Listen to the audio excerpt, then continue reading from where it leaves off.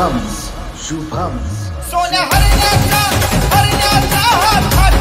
हात गर्दीनं भरला दाट उतरून म्हणणारा पिवळा भाई भरला या मळवट आवाज भोंगाचा काही येत नाद एकच फक्त बैलगाडा शर्यत नाद एकच फक्त बैलगाडा शर्यत नाद एकच फक्त बैलगाडा शर्यत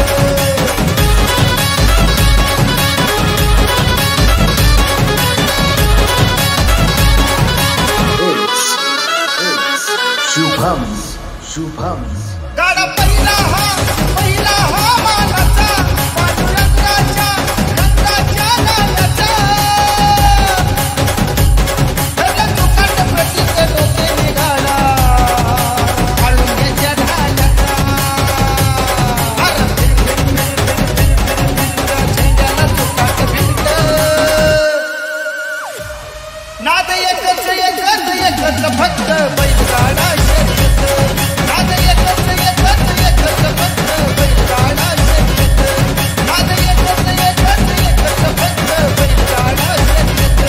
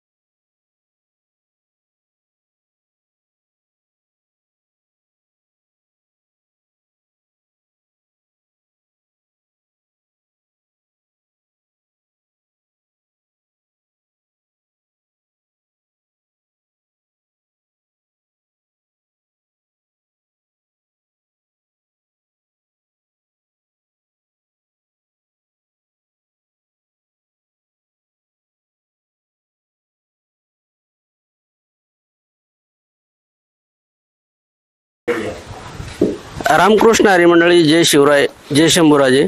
मी संतोष आणि आपण आलोय श्री स्वप्नील दादा सातकर यांच्या गोट्यावरती त्यांच्या बैलांची मुलाखत घेण्यासाठी. आणि मुलाखत खूप सुंदर होणार आहे. तरी सर्वांनी नवीन असेल तर सबस्क्राईब करा, लाईक करा, शेअर करा आणि कशी वाटली मुलाखत हे कमेंटद्वारे कळवा. धन्यवाद. शेठ, प्रथम आपलं नाव सांगा. नमस्कार, माझं नाव स्वप्नील सुनील सातकर, राहणार सातकर स्थळ. बरं, मला सांगा की मला थोडी बैलांची माहिती द्या बरं.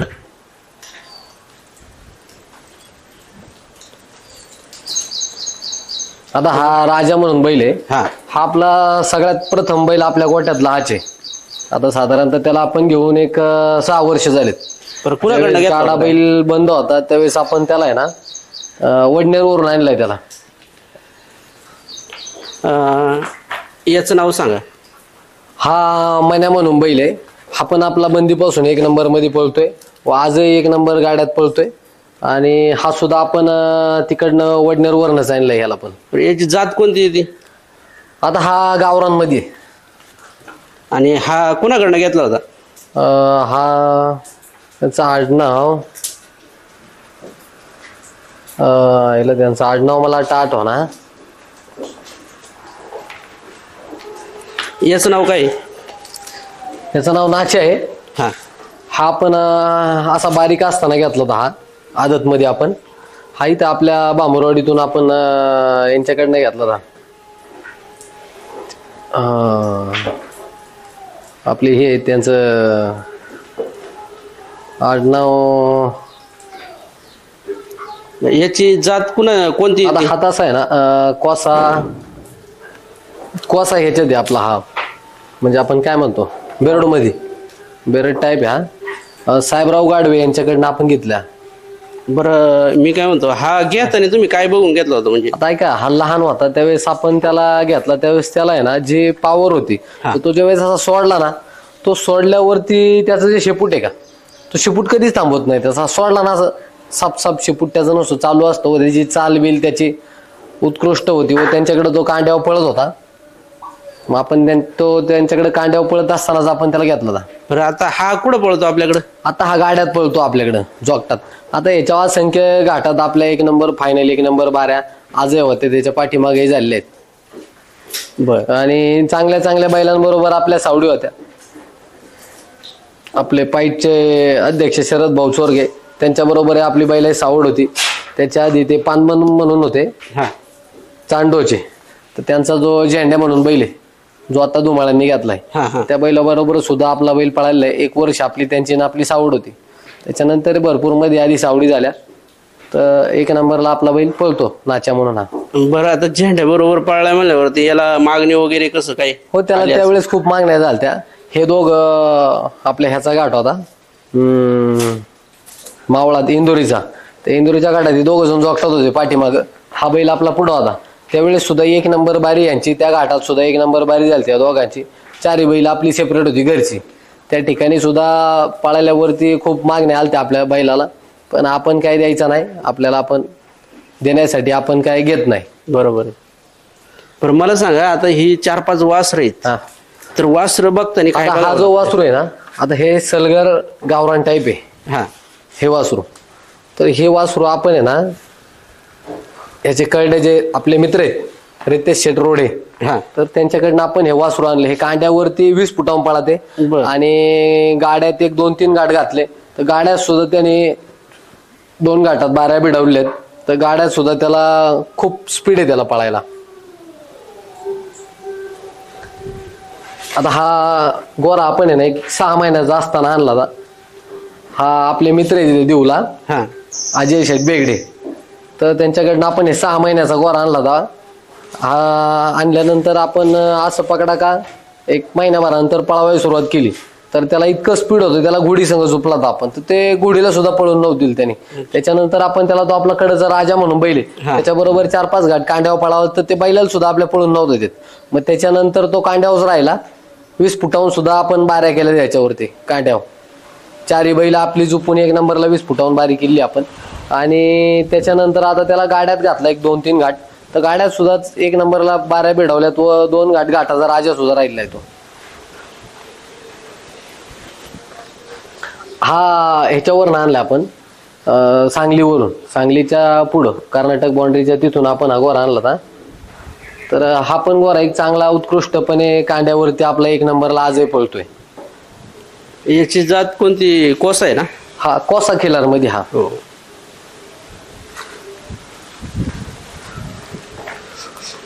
हा पण ह्याचं नाव आप्पा आहे. हा पण असं पकडा का तिकडच आपले एक मित्र आहेत, त्यांच्याकडनं आपण हा गोरा घेतला.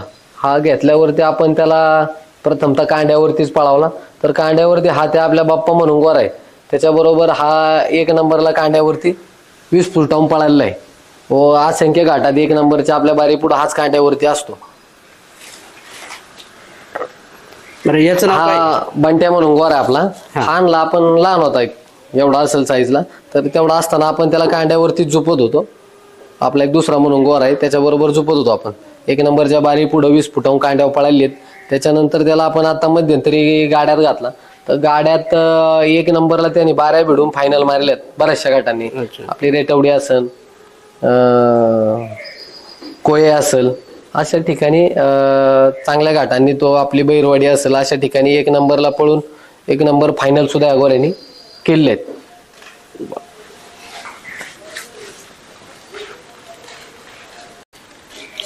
तर शेठ मला सांगा, आता तुम्ही ज्यावेळेस वासर घेता तर काय बघून घेता? म्हणजे आता वासरं ज्यावेळेस आपण घेतो ना, तर वासरं घेताना त्यांची उंची किंवा त्यांचा लांबलचकपणा, शिंगात चांगली पाहिजे वासरं, खाली खुरात ती पायाला काळी पाहिजे, शिपूट त्यांचं असं पकडा का गुडघ्याच्या वरती पाहिजे किंवा गुडघ्याच्या लेवलला असेल तरी चालतं.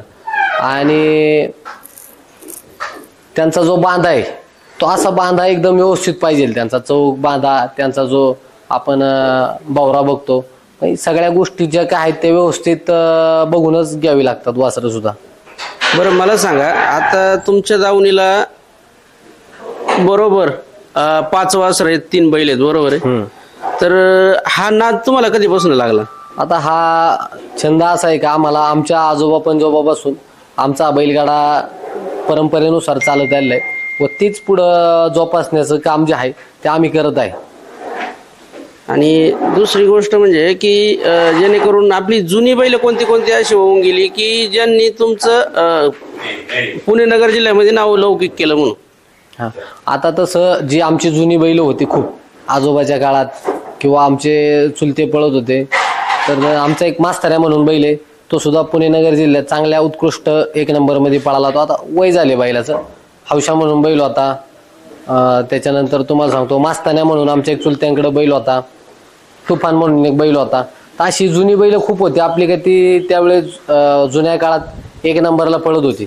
जाईन तिथं पार तुमचं 100 टोकन 150 टोकनला सुद्धा त्यांनी फळीफोड केली आहे. अशी बैल आपल्याकडे त्या काळात जुन्या काळात आपली होऊन गेलेली आहेत. त्याच्यापैकी मास्तर म्हणून आपला एक बैल आहे, आजही तो आपल्या चुलत्यांच्या इथं आहे. आता तुमचं ज्यावेळेस म्हणजे घाटामध्ये नाही का, घाटात जायचं असतं तर अगोदर नियोजन कसं असतं? आता घाटात जायच्या आधी आपलं नियोजन असं असतं, सर्वात प्रथम पहिलं आपण जर आपली बैल असतील तर गाडी तर काय आपली स्वतःचीच आहे. त्याच्यानंतर जे पोरांचं नियोजन असतं तर संध्याकाळीच त्यांना ग्रुपवरती मेसेज टाकावा लागतो की आपल्याला उद्या किती वाजता बैल घेऊन जायच्यात. त्या पद्धतीने आपण सकाळचं नियोजन करतो. पोर आल्यावरती आपले मित्र परिवार सगळे त्या पद्धतीने मग आपण बैल घाटात घेऊन जातो.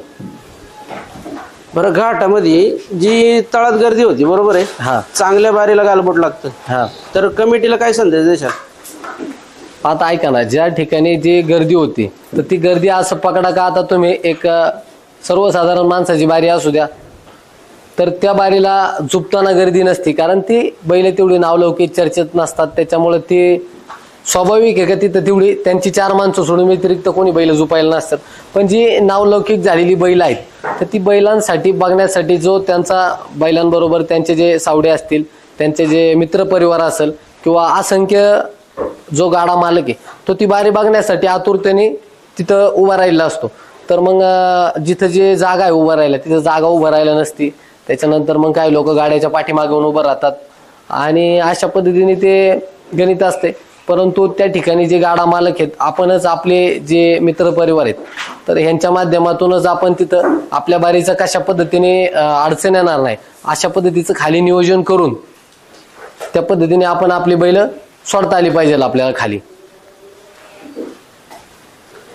आता मला सांगा, मी भरपूर ठिकाणी मुलाखतीला गेलो, पण मी असं तुमच्या गोठ्यासारखा गोठा आणि हे नियोजन मी पाहिलंच नाही कधी. तर नियोजन कशा पद्धतीने म्हणजे तुम्ही दुसऱ्या लोकांना सांगाल बाबा? आता ऐका ना, विषय कसा आहे माहिती का, जे आपण हा नंदी पाळतो तर हा एक आपण शंकराचा नंदीचे बरोबर आहे. तर आपण त्यांना बैलगाड्यात पळवतो, आपली एक शर्यत येतो, आपला एक छंद आहे किंवा आपल्या एक परंपरेनुसार आलेला एक तो छंदच.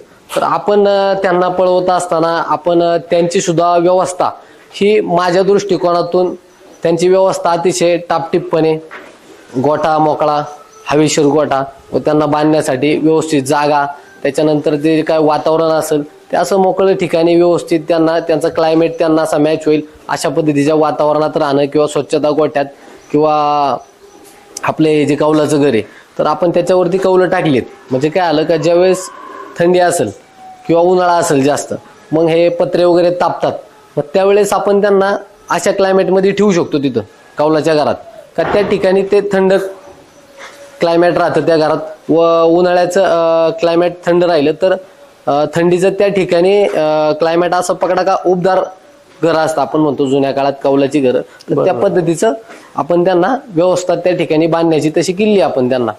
बरं, आता मला सांगा की ही 8 जनावर आहेत तर यांचा खुराकाचा आहाराचा कसा तुमचं नियोजन कसं असतं?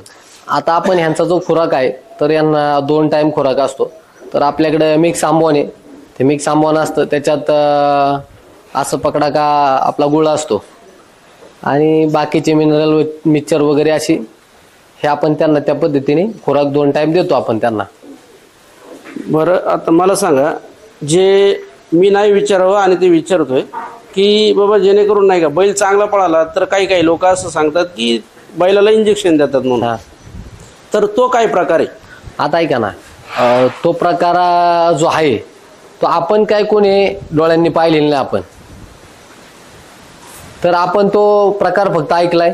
परंतु अशा कुठल्याही प्रकारचं आपण इंजेक्शन देऊन किंवा अतिरिक्त काही ते देऊन बैलांना आपण पळवत नाही किंवा काही नाही, किंवा माझ्या दृष्टीने असा काय प्रकार होत नसणार आहे. परंतु अशी चर्चा होती, त्याच्या मग आता काय विषय तो काय आपल्याला माहित नाही, त्याची कल्पना नाही. परंतु असे प्रकार तर आपण तर काय पाहिले नाही अजून कुठं. पण आता ही चर्चा आहे तुम्ही म्हणताय, पण असे प्रकार आपल्या इथं तरी सध्या कुठं नाही येत ते. तर शेठ मला सांगा की आपल्या जुगलबंद्या कुणाकुणाबरोबर झालेल्या आहेत? आता आपले जुगलबंदी तशी पहिला असं पकडा का सुरुवातीपासून तशी आपली बैल सेपरेट आपण 4 घरचीच पळवलीत. म्हणजे आमच्या घरातल्या घरातच बैल एवढी आहेत का आपण शक्यतो घरातच 4 बैल घरचीच पळवतो. मोठे चुलते आहेत रघुनाथ भवन सातकर, तर त्यांच्याकडे बैल आहेत. आणि आमचे बंधू आहेत लहान बंधू बाळासाहेब सातकर, आता सध्या ते त्यांचे मिसेस आमच्या वहिनी तर सरपंच आहेत, तर त्यांचा सुद्धा बैल होती किंवा आत्ता आहेत. तर आम्ही सगळे हे 2 जण भाऊ आम्ही, किंवा सागर सातकर म्हणून एक बंधू आहे आपला छोटा, आम्ही 4 बंधू एकत्रच गाडा बैल पळवतो. चौघांची एक बैल असतात किंवा आपली 2 असली ते भावांची 2 असतात. अशा पद्धतीने आपण सगळे जे काय बैल पळवली तर ती शक्यतो एकत्रच पळवलीत. आता हे 2 जण आपण असं पकडा का ह्याला जसा गाड्यात घेतला, ह्याला गाड्यात घेतला प्रथम ह्याचा आणि तो आपला कडचा राजा बैल आहे, ह्यांचा आपण प्रथम 2 जण, राजा आपला गाड्यातच पळत होता, ह्याला त्याच्या बरोबर घेतला बोरवाडीच्या घाटात. त्या घाटात 1 नंबरला बारी झाली, फायनल सुद्धा झाली. व त्यानंतर आपण हामान्या म्हणून बैल ह्याच्या बरोबर याला झोपला.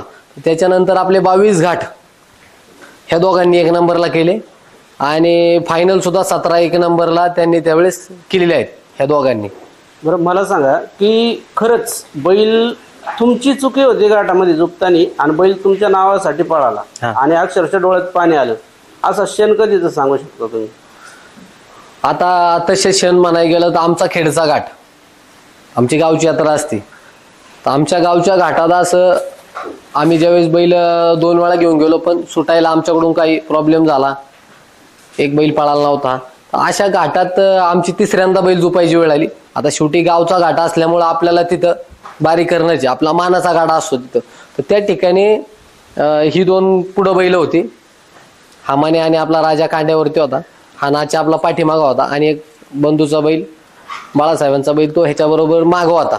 तर ह्या बैलांनी त्यावेळेस आमची 3ऱ्यांदा बारी असताना यांनी जीवाच्या आकांताने पळून त्या ठिकाणी गावात आपल्या मानाच्या गाड्याचा जो मान ठेवला, तर तो आम्हाला एक अभिमान आहे की त्या घाटात आमच्या बैलांनी 2 वेळा आपलं काही गोष्टींमध्ये अडचण येऊन 3ऱ्यांदा सुद्धा आमच्या बैलांनी गावच्या घाटात सुद्धा 1 नंबरला बारी केली व फायनल केली. याचा आम्हाला अभिमान आहे, तो एक क्षण आमच्या आठवणीतला आहे.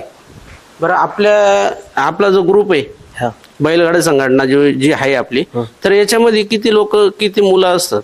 आता ह्याच्यात आपले असं पकडा एक इथं जे आपले आमच्या घरातलीच जास्त आहेत, म्हणजे आम्ही 4-5 भाऊ असल्यामुळं तो आमचा मित्रपरिवार, काही 2 या ठिकाणाहून आपले मित्रपरिवार येतो, काही तिकडनं पाईटवरून येतो, काही खेडमधली मुलं आहेत.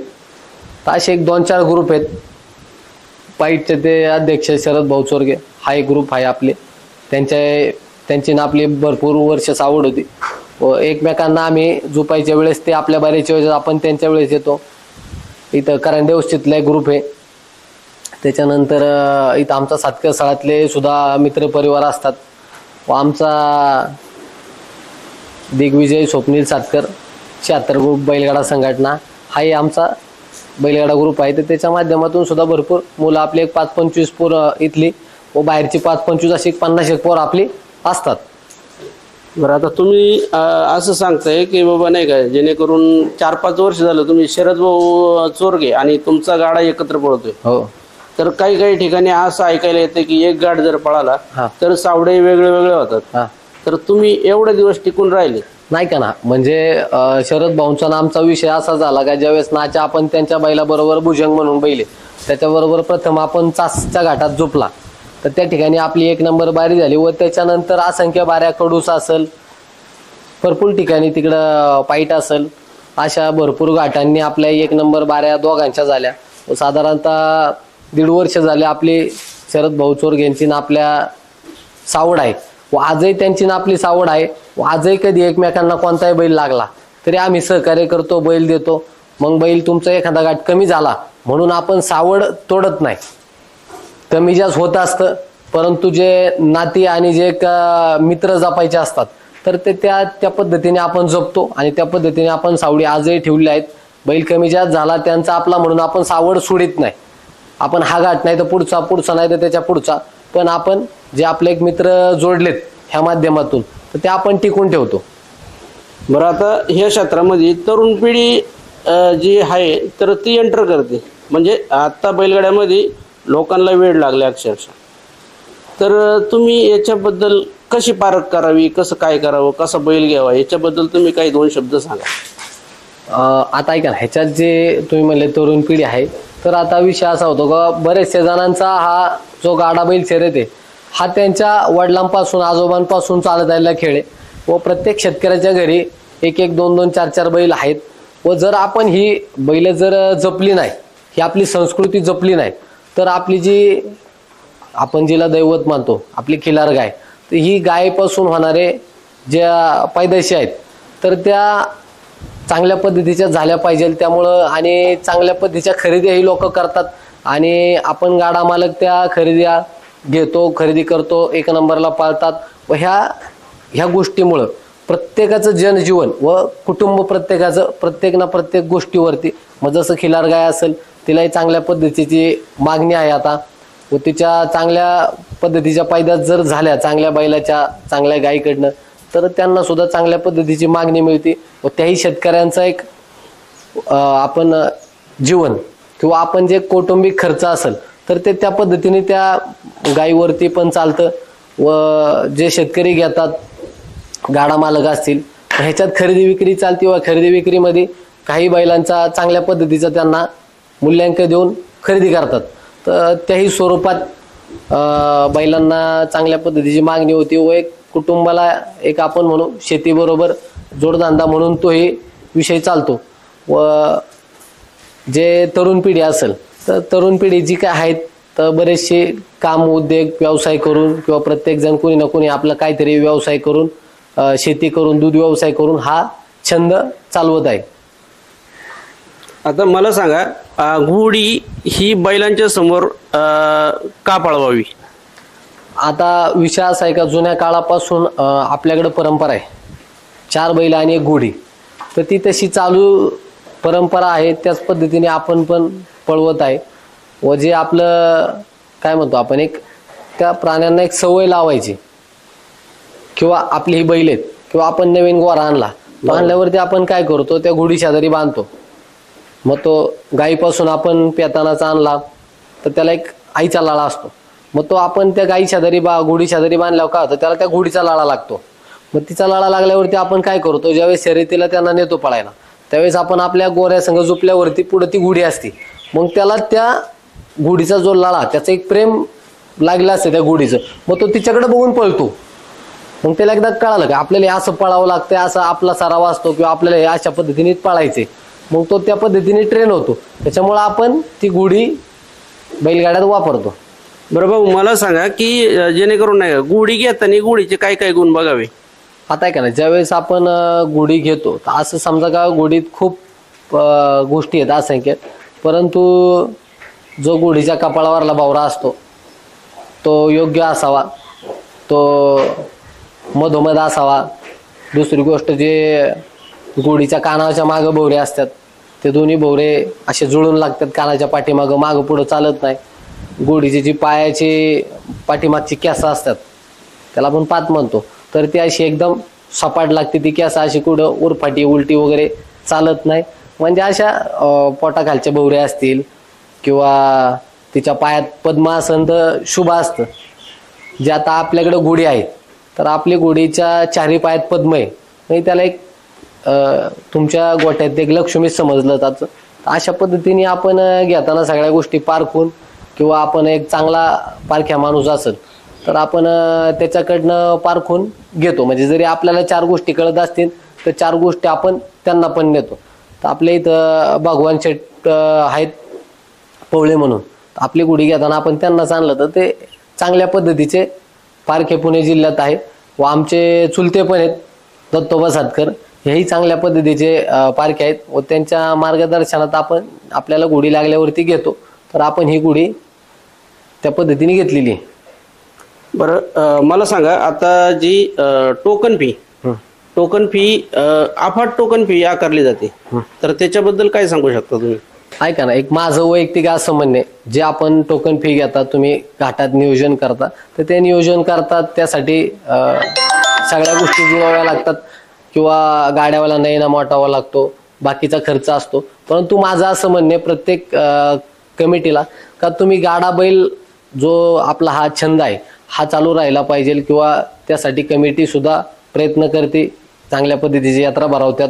परंतु असा एक विषय आहे का आपण जे सगळ्यात जास्त म्हणजे मला प्रॉब्लेम घाटात काय वाटतो, तर आपण ज्यावेळेस बैल वरती आपली जातात त्यावेळेस आपली टीमवर्क खाली असतात, कोणी वरती बैल धरायला जात नाही.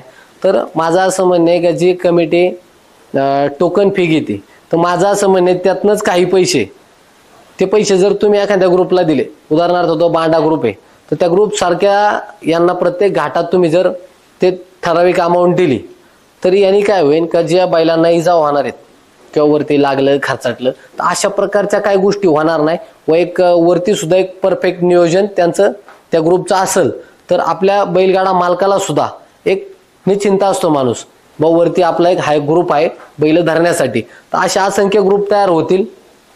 हा जर एक निर्णय घेतला कमिटीने बा आपण टोकन फी घेतो, त्याच्यातनं काही पैसे आपण जर या ग्रुपसाठी दिले तर असे माझ्या हिशोबाने भरपूर असे ग्रुप तयार होतील. व ते ग्रुप तयार झाल्यावरती कुठल्या घाटात गाडा मालकाला अडचण येईन बैल धरण्याची असं मला वाटत नाही. त्यामुळे कमिटीने व पुणे जिल्ह्यातल्या सर्व गाडा मालकांनी जर हा विचार केला का वरचं नियोजन जर व्यवस्थित झालं आणि असे बांडा ग्रुप सारखे असंख्य ग्रुप तयार झाले तर एक 4 रुपये त्यांनाही रोजगार चालू होऊ शकतो व त्याच्या निमित्ताने आपला छंदही होऊ शकतो व ते 4 रुपये आपण कमवू शकतो आपल्या गरजेपुरते. बरं, मला सांगा, काही आपल्या गाड्या मालकांचा असा काही लोकांचा बोलण्याचा हेतू आहे की जेणेकरून नाही का आंबेगाव तालुक्यामधलीच बैल बांडा ग्रुप पकडतो, बाकीच्या बैलांना कोण जजत नाही.